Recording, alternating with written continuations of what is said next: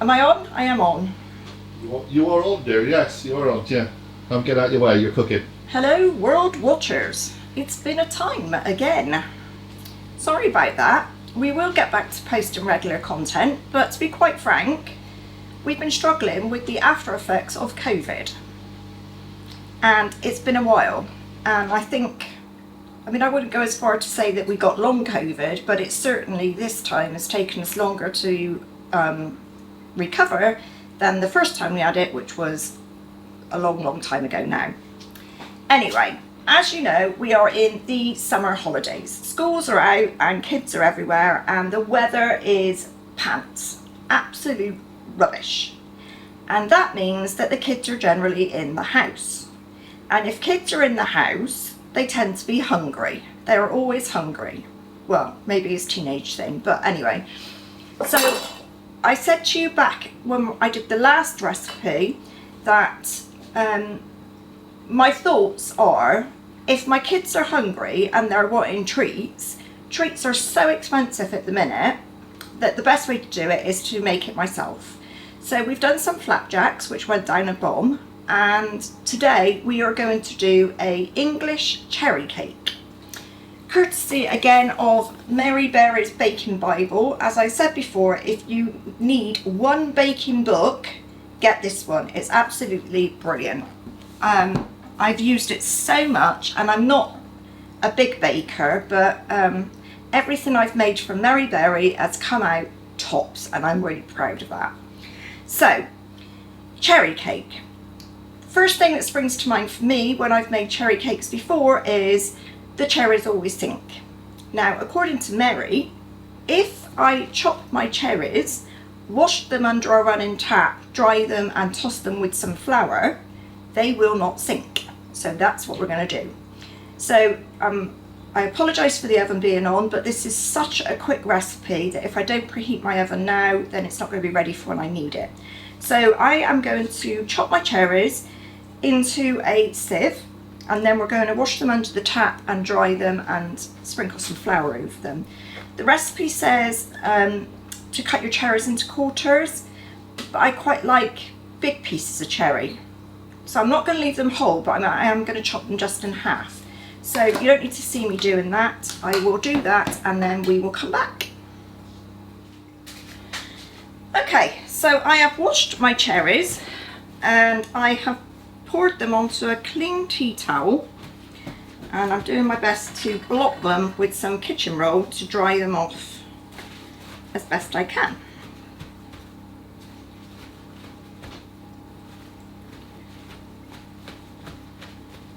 Now we're going to put them into a bowl.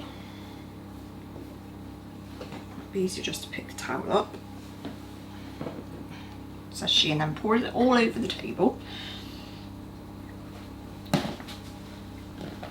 Them into a bowl.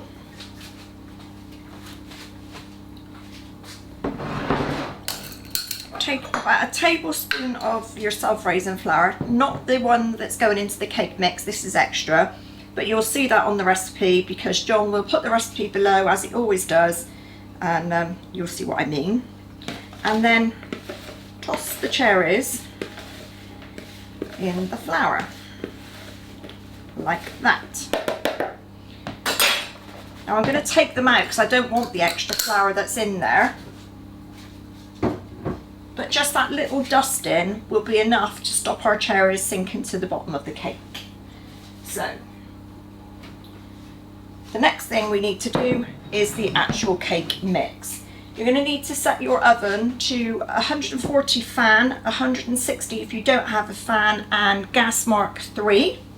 You need an 8-inch or 20 centimetre spring-loaded tin, which I have gone over with a little bit of cake release and lined with, you can use baking paper, but these are those reusable liners which are fabulous and you can get them everywhere. So, the best part about this cake now is that everything goes in all together into the one bowl, okay?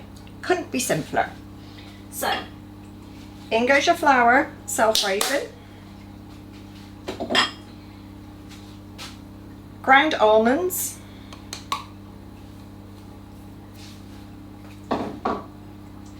caster sugar. I've used golden because I generally do, but you can use white, it doesn't matter. A level teaspoon of baking powder. Your butter, which you need to make sure is nice and soft. It doesn't need to be melted, but it does need to be really soft. So I just left mine out overnight, to be fair, and it's perfect. And in this recipe particularly, I would suggest that you did use butter and not baking spread or margarine. Yeah, margarine basically, because you want the taste of the butter. Don't leave any of my butter behind. There we go.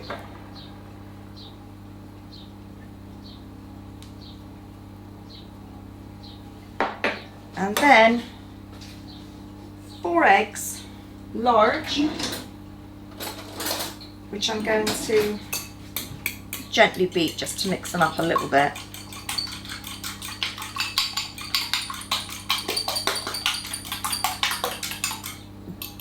And that goes in all at once as well.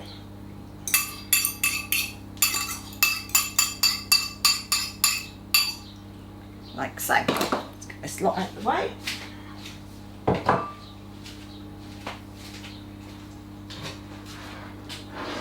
Now you can do this in a stand mixer if you want, but I've just got my hand whisk because it's so fast. By the time you get the stand mixer out, it will be done. So you just need to mix this so that it's all nice and smooth for a minute or two. I'll be back.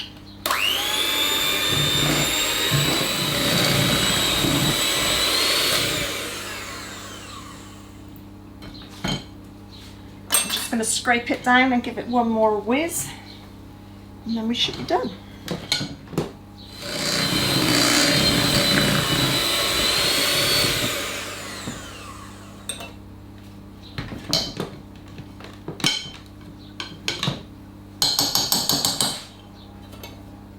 There goes John's audio. Don't you just love it?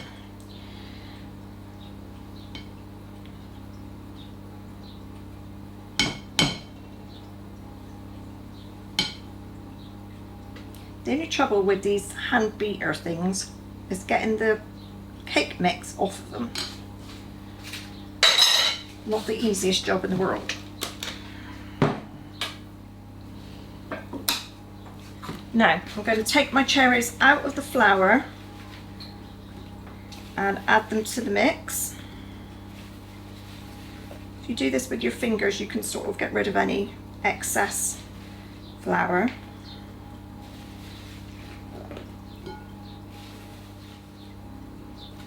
There we go. Now gently fold in your cherries into the cake mix. And the only reason I say gently is because you don't want to break your cherries up. It's not that you're going to knock the air out of your mix or anything like that. It's literally so that you're not damaging your cherries.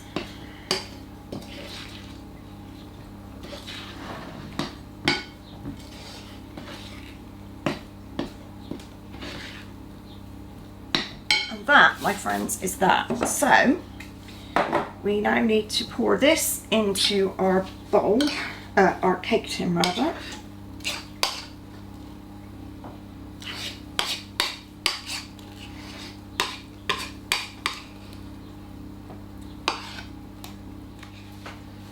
And there we are, nice and levelled and all ready to go into the oven. So it's going to go in the oven now, and it's going to take between 1.5 and 1 3/4 of an hour. So an hour up to about 1 hour and 45 minutes.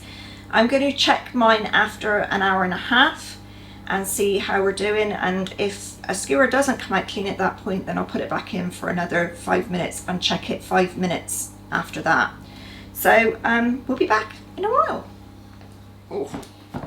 So this little beauty has just come out the oven. It literally was in there for 1.5 hours exactly. I've tested it and it's perfectly cooked. So I'm going to leave it for 10 to 15 minutes in the tin to start cooling down, and then I'm going to pop the tin and put it onto a cooling rack to finish cooling. One thing that has been absolutely brilliant, and I need to do it more, I had it a long time ago and I took it out of the oven and I didn't put it back in, and that is an internal thermometer, because I have been having issues with my oven. I know that there's a hot spot, definitely know that, but I have been having problems sort of not guessing times, but sort of timing things perfectly.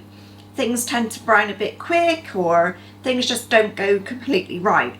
So I found it out again and I put it in, and actually when I preheated my oven today on 140, when I checked in the thermometer it was actually closer to 150. So I turned it down a bit and it's done brilliantly. It worked perfectly. So if you are having problems with your oven, with hot spots and things like that, or you're not 100%, or you're not getting the results you like, buy an internal thermometer. Definitely worth the money, and I don't think it was even £10. So if you do a lot of cooking, absolutely worth the investment.